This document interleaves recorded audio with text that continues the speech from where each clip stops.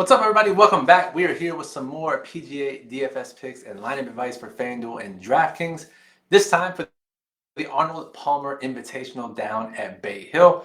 Welcome. I'm Brian Jester, co-founder here at Occupy Fantasy.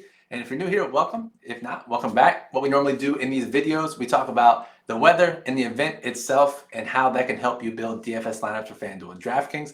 We talk about the betting markets, what they are telling us on which golfers we should include in our lineups. And then we talk about some ownership. Who are the chalkiest options, the most popular plays that we expect, and who are some sub 5% options that can help us win GPPs. So if you're not already, make sure you are subscribed to the channel. Get notified when we go live, upload any new videos. Give us that thumbs up. Let us know, continue to make this golf content. Any questions, comment on the video, and I'll get back to you later tonight before the slate starts on Thursday morning. If you were here for this video last week, you saw the Eric Cole shout out when we talked about the sub 5% plays, when we talked about the betting market moves. Cole finished second, was integral in GPP success. One of our members, Parker, if you're in our Discord, you saw the screenshot. He won the drive to green for $25K, including Chris Kirk, who was number 4 in our model last week, as well as Eric Cole, who was shouted out on this show. So make sure you're subscribed to the channel. Make sure you're subscribed to OccupyFantasy.com to get all the info to help you crush PGA DFS. So the big overarching theme this week, if you've read anything on Twitter, if you've looked at anything, any other sites, you know that it's the weather. This course typically plays pretty difficult. It's a really tough test, very, very similar to a major, some would say. And as a result, we'll see lower scores, and that could be even more so this week because of the intended weather. So what I'm going to do here, I'm going to open up Wind Finder, our trusted source for wind direction, wind speed, when it comes to PGA DFS. Now this is at Bay Hill. This is Thursday and Friday that we're looking at here. So to get you acclimated, if you can't see it already, the numbers without the colors here, you see 2, 3. This is the average wind speed for the event during each time interval, and then the blue or the colors beneath it are the wind gusts. So on Thursday, we see middle of the day, 15 mile per hour gusts. The average wind speed never gets above 12 miles per hour. Again, this is right now as of Wednesday afternoon. But you do see it's a little heavier with the gust and the overall wind in the afternoon. If you tee off early, 7 to 9 a.m., 7 to 10 a.m., you get pretty calm conditions. So we're looking at Thursday showdown. Makes a ton of sense to play the guys that tee off the earliest. Now, we scroll on down and we look at Friday, and this is where it gets really interesting. Because we have the tee times here, or the tee time starting at 7 a.m., we see 8 to 15 mile per hour gusts this whole time. And we see, average wind speed, excuse me. We see the gusts up to 30 miles per hour in the afternoon. So as of right now, the overarching theme is that despite it being a little heavier on Thursday afternoon, it's really heavy on Friday afternoon. And if we're looking to play a wave advantage, the guys who start in the afternoon one day and in the morning the other day, it looks pretty clear that the advantage are for guys teeing off Thursday afternoon and Friday morning. That way they avoid the worst of this weather on Friday afternoon. And as we'll get into the betting market moves, if you look at some of the moves in the betting markets in our Occupy model, a lot of the guys that are expected to tee off Thursday afternoon and Friday morning are getting the majority of the betting market moves. So not only are the books moving, sharp groups are betting this as well, thinking that Friday afternoon will be the toughest conditions. Now, I say this, and again, it's Wednesday and it's the weather and things can change.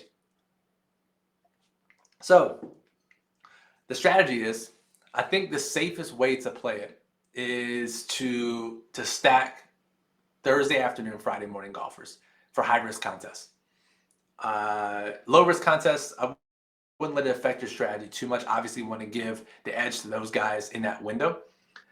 Now, if there are 2 guys in your rankings, one's way higher, one's way lower, I wouldn't necessarily play the way lower guy because he's in the tougher conditions, or because he's in the easier conditions. But if 2 guys are close in your rankings, 2 guys are close in the model, 2 guys are close in ownership, 2 guys are close in whatever ranking system that you use, give the edge to the guy Friday afternoon. Now, if you're making multiple lineups, there is certainly justification in fully stacking all of your lineups in one wave. But as we talked about a few weeks ago during the one event, there's reason to play multiple stacks, because if this weather changes, and we've seen this in big events in the past where the weather looks one way pre-event and then there's a delay, and then there's weather issues. As you've seen so far this year, PGA cannot keep up the pace of play. Very real chance that they finish around the following morning. If that's the case, some of these guys will end up with easier conditions than expected, or just in general, if the forecast changes. So, as we saw in that event we talked about earlier, the field did not stack nearly as much as they probably should have, and they definitely didn't stack the opposite wave.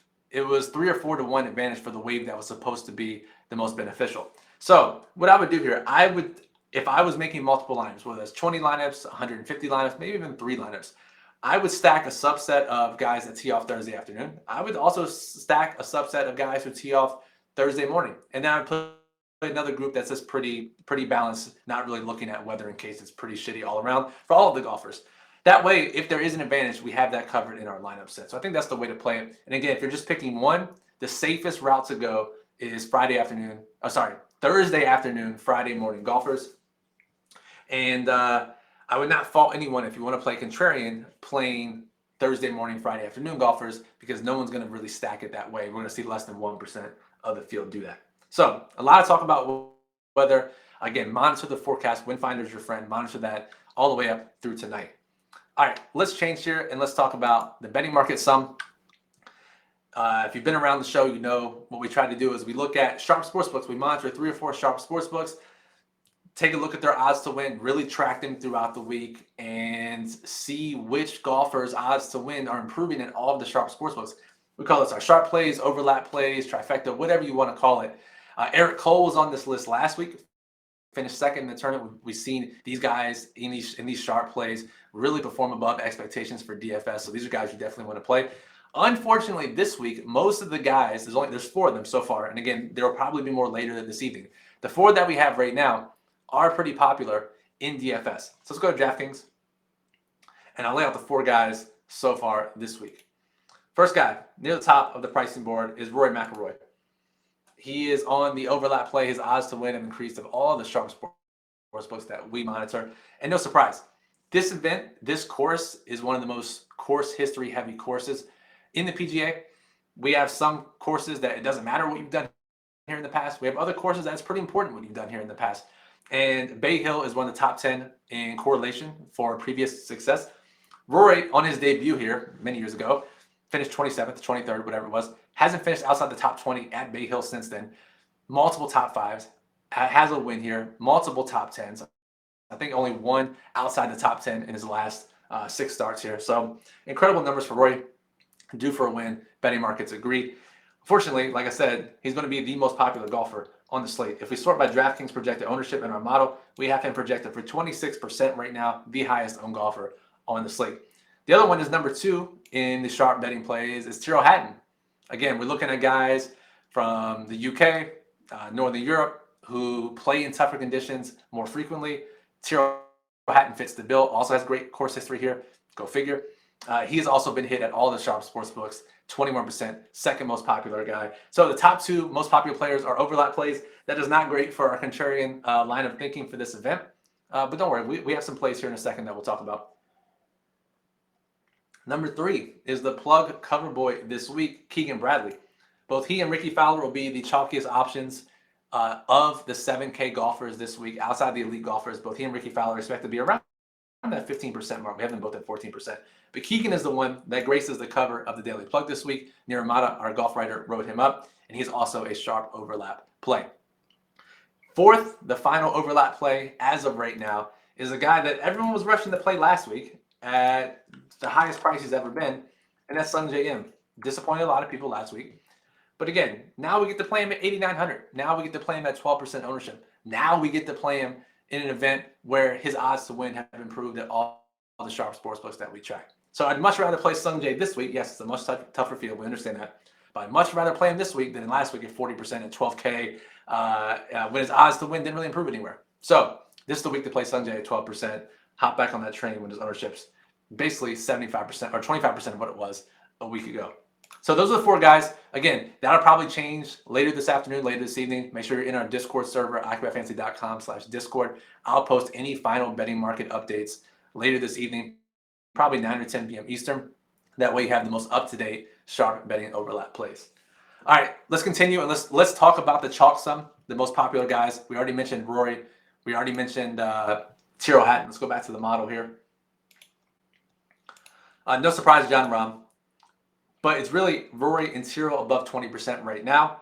The other guys, we look at the 15% threshold for our high-owned golfers. And it's really guys that are either elite, have had success here, or underpriced. Jason Day's a guy that's had success here. But you look at these guys, about 10 or 12 guys, 15% or more. Again, we'll have a final ownership update later this evening, but nothing stands out here really. In this group, you can probably include Fowler and Bradley as the chalkiest options because if people build a pretty chalky lineup and they start here, they will look to Fowler and Bradley in that 7K range. So just consider if you're playing Bradley, you're playing Fowler, maybe get a little different up top. If you're playing Rory, you're playing Jon Rahm, you're playing Xander, Cantlay, maybe look for different 7K options. And again, you don't have to get too different, just 1 to 2 spots in your lineup. So speaking of which, Eric Cole last week was 3% owned. We projected him for 3%. Actually was 3% owned. Our ownership projections have been spot on so far this year. And you need those guys to win GPPs. You need the 3%. If everyone is 15% or higher, you're just competing with a bunch of people. You need those sub 5% guys to help you stand out. So who are some guys this week that stand out? I'll give you a few names. I don't know if we can call on Eric Cole again. And as I've said every video this week, these 3%, 1%, 5% guys, they're going to miss the cut a decent amount of times. They're not going to perform very well. Honestly, not that often. But when they do, you're at the top of leaderboards and you're winning a ton of money. And that's really why we play these guys. That's why we play GPPs. So here are a couple of names. I'm going to filter here 6% or less on DraftKings that stand out to me this week as lower owned tournament winning plays. First one is Adam Hadwin. Just incredibly consistent. And shown some top 15 upside so far this year. 13 straight cuts he's made, 6%. Tom Hoge, you look at this course, you either have to drive the ball fantastically, you have to have incredible approach, or if it gets windy, you got to be great around the greens. Hoge fits the approach category. He's only 6% owned. Really crushing it on approach, both this season and the past 12 months. So Tom Hoge is a guy that we like a lot. Zadenhout is written up in the daily plug. He is just 4%. He's a guy that is great around the greens. So again, if you're looking for these lower owned options, try to find guys that at least fit some bucket of elite play, whether it's driving, whether it's approach, whether it's around the green. Try to find some guy that does that. Here are two guys that I really like though, that are 1% owned. I'm gonna keep scrolling here. First one is Davis Thompson, 1% owned. Model really likes him.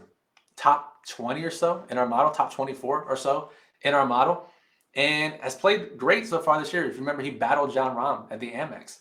So he can compete with the best golfers in the world when he's on. Has shown some upside this year. But a lot of times he's playing these courses for the first time. He's a rookie on tour. But he did play Bay Hill last year. So again, we talk about course history. It's pretty important.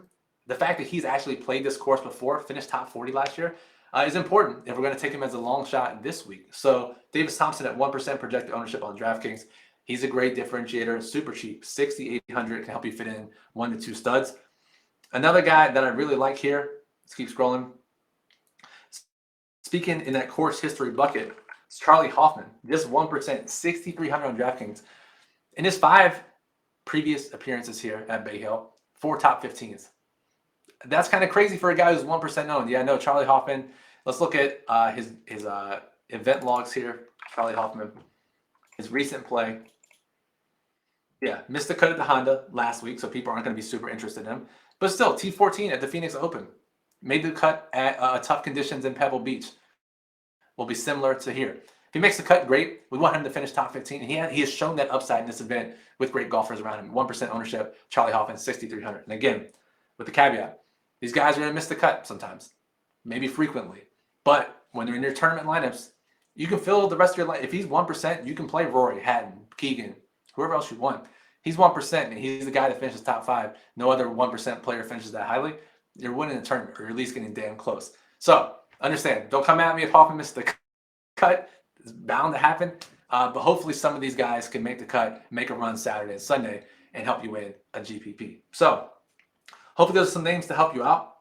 Keys this week. Let's recap. Check the weather frequently. If you're breaking ties, look at the weather. If you're looking for lower owned plays, look at guys that rank high in the model or guys you like for whatever reason. If they tee off Thursday afternoon, Friday morning, play it. Go for it.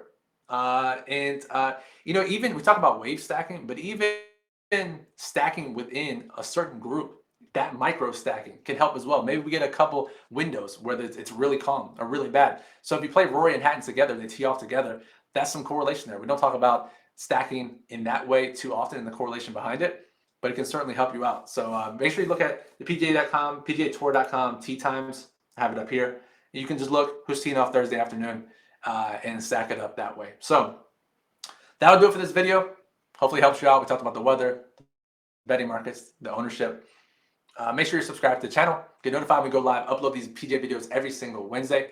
Give us a thumbs up to let us know to continue making these videos. It helps others find the video as well, so we really appreciate that. Any questions, I will monitor the YouTube channel throughout the evening. You want in-depth discussion, late night updates, make sure you join our Discord server. And OccupyFantasy.com is where you can get the daily plug written by a top PGA DFS player, the Occupy model with rankings and projected ownership, and our lineup builder, which allows you to build up to 300 lineups on FanDuel and DraftKings. So no other fitting way to end this video than with Charlie Hoffman on the screen on DraftKings. So Brian Jester, Occupy Fantasy, thank you for listening and good luck at the Arnold Palmer Invitational.